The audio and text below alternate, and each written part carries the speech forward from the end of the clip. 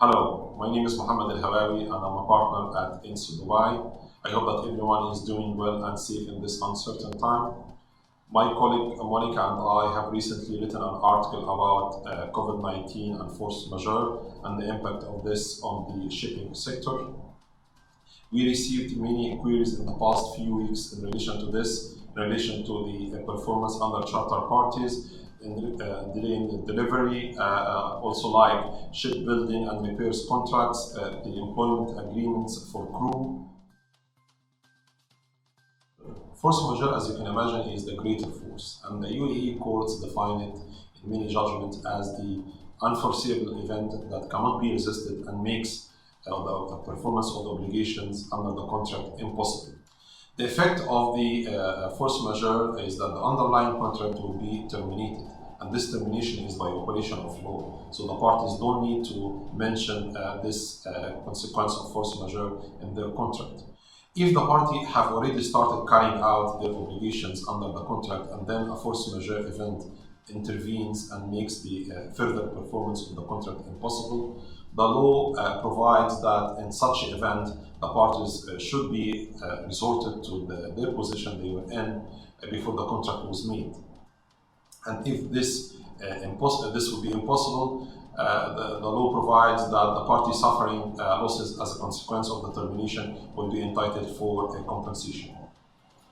Also, the law permits the judge or arbitral tribunal to vary the obligations to a reasonable level if unforeseeable circumstances caused the performance of the contract to be exhausting on one party. The effect of force majeure on the contractor's agreement, which includes the shipbuilding agreement.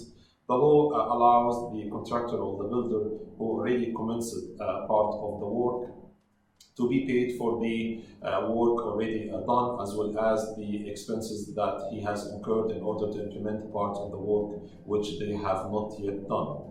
The UAE also Maritime Code regulates the effect of force majeure on the shipping activities, like the effect of force majeure on the contracts of carriage, charter parties, and we set out in our article the key provisions in more details.